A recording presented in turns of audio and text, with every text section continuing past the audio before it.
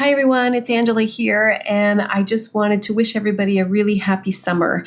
And in that note, and in the spirit of being kind to ourselves and realizing that it's difficult to do everything that we want to do with our family and friends during these short summer months, and continue to do some of the extra projects that are really, really important and meaningful, but are also time consuming. So today is going to be a redo. It's a redo because I'm taking care of myself, and in the spirit of worry and stress and anxiety, here's the podcast that we talked about earlier last fall about the positive attributes of anxiety. It seemed to be a really big hit. I got a lot of feedback around the importance of listening to that and helping people to accept themselves for who they are. And most importantly, for all of us who struggle with excessive worry potentially, or a diagnosable condition of anxiety and high stress or situational stress moments, I think that it's important to realize that these things and these conditions are a part of us, but they don't have to define us. So here, have another listen and feel free to share. With many thanks, Angela.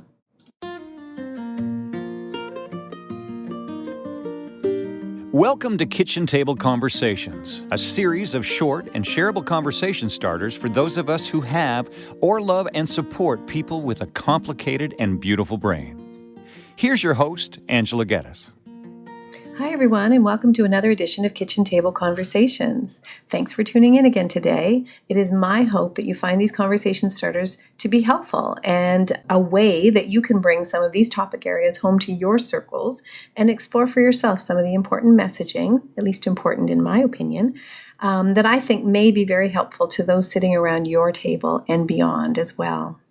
So today I thought I'd take a moment to speak about the many positive attributes and qualities that are often found in people who experience anxiety, and certainly people who experience higher levels of stress and worry. So whether we consider ourselves to be an anxious person or somebody that actually has a diagnosed anxiety disorder, or if you suffer from occasional but intense bouts of high stress or angst, oftentimes these experiences or conditions are met with further angst and frustration. Most of us can easily see the negative aspects of anxiety, and for those who experience it on a day-to-day basis where it interferes with most everything they do, they have reason to see this as being very difficult, very intrusive, unfair, and very often unhelpful. And I'm certainly not here to minimize those experiences.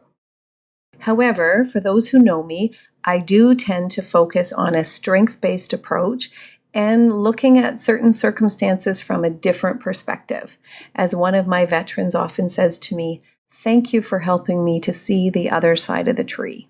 So in my opinion, there's always another side of the tree that's worth looking into, and there's always a little bit more to the story. So for me, I think it's really important to focus on some of the positive attributes that people who tend to be more anxious often have. And in my sessions, I often try to start with, a thorough understanding of what anxiety actually is in terms of criteria and the definition and also the impact. But then I also want to talk about the fact that we're not here in therapy session with the intention to make fundamental character shifts or to change everything about somebody who is experiencing anxiety or who struggles with an anxiety disorder, because there are many benefits and really strong character traits and personality qualities among people who struggle with anxiousness and anxiety quite often. So, for example, let's not forget how motivating high stress and anxiety can be. But let's also not forget how debilitating it can be at times. But once again, once we explore and discover different but helpful treatment options and strategies to cope in healthier ways, we must remember that anxiety and worry can motivate us to work very diligently and to avoid failure and to be successful in whatever task or project or responsibility that we may have. So I often say to people who come into my office who are experiencing high stress and anxiety that we're never going to change the fact that you are very considerate and that you are very careful in everything that you do and that you are very interested in doing your very best and you are interested in succeeding and that you are very aware of the impact of your contribution, whether that's to a group project at school or a family dynamic at Christmas time or a parenting responsibility.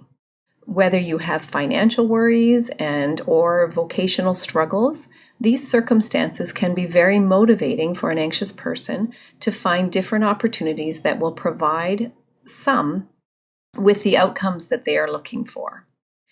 And let's also not forget about the resilience of anxious people. I remember saying to a young person who was struggling with high stress and what we later understood to be anxiety, as we talked about the importance of getting out of our comfort zone and ways in which that we can do that in healthy ways, tackling head-on new and difficult environments. And this was a young person who had to move to a variety of different schools in a fairly short period of time. And their response to me was, and I quote, "I am always out of my comfort zone."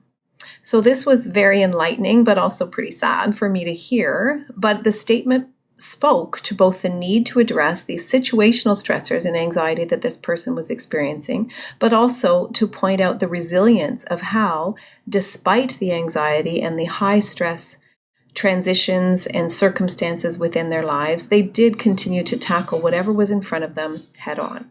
So, for example, when you're always out of your comfort zone, it doesn't affect you as much as it may another person, for example, if you had to start a new job or return to school again, or face difficult and complex transitions or moves or circumstances, typically with an ability to look further into the future and to look at the end goal, knowing that this anxiety or this high stress or these urgent situations are more temporary. And there is this understanding that we will get through it.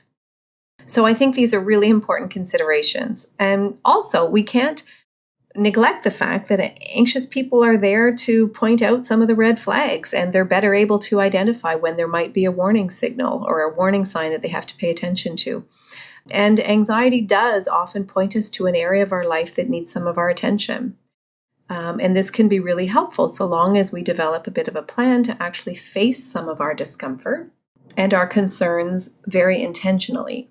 So the risk associated with anxiety often becomes manifested in unhealthy ways or in the development of unhealthy habits when we are really uncomfortable with the butterflies or the physiological response, which can, again, be very intense, and I'm not minimizing that. But that uncomfortable feeling that we have and just the understanding that, that our busy mind needs to be shut off, that oftentimes we tend to want to avoid or distract in all cases, rather than to really take a look at what's causing this discomfort and how we can be better positioned to address it and alleviate some of these signs, or at least some of the intense signs and symptoms of the anxiety. So again, it's very important to recognize that anxiety is not just stress. Anxiety is a physiological response that can sometimes be compounded by stress and our current circumstances within our lives that actually do need attention. And when we do pay attention to these things in our lives and we develop healthy coping strategies to deal with the anxiety, then we can mitigate that overall impact. Anxious people can also be very good leaders because leaders need to be aware of multiple different scenarios, and they do need to kind of overthink sometimes and be prepared for some of the dynamics that they may experience and address any urgent situation or even a crisis. They have to have a bit of a plan.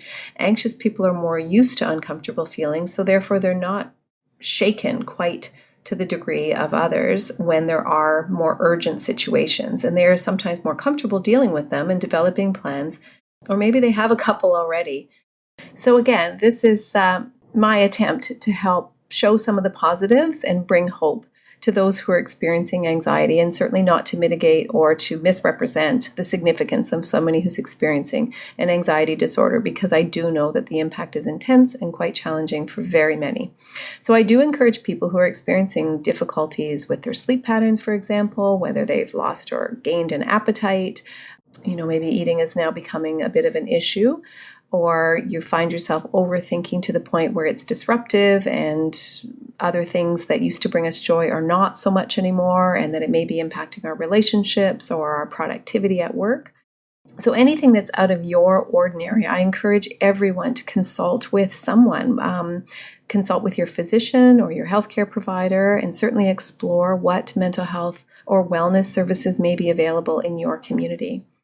People in my experience who deal with anxiety on a day-to-day basis work very hard to manage it and to cope. And for many people in their circles, they would be completely unaware of how anxious they actually are on a day-to-day basis. So I don't want to leave people with the understanding that they have to work harder, but instead I want to say that there is hope that we can explore different ways to address some of the feelings that you're having and some of the worries and the high anxiety that you're experiencing in order to improve your day-to-day experiences. So again, I am a therapist and I am a helper by nature, and it does often make me sad to see how many people experience these very intense and extreme symptoms of anxiety and depression potentially, or other mood disorders, who just seem to think that this is their normal and that they have to deal with it alone. And some people don't even realize that it's not typical behavior. Maybe their parents experience similar things and they just assume that this is the way life is. So I'm here to say that although our system needs some work and we need to invest a little further into our mental health services so that it can be more accessible for many, there are more and more resources available, and I encourage everyone to be more curious in this area. So that's it for today's Kitchen Table Conversations, and it is my hope that if you know of anyone in your circle who may be at your kitchen table that might benefit from hearing some of this, I encourage you to keep this conversation going. With many thanks, Angela.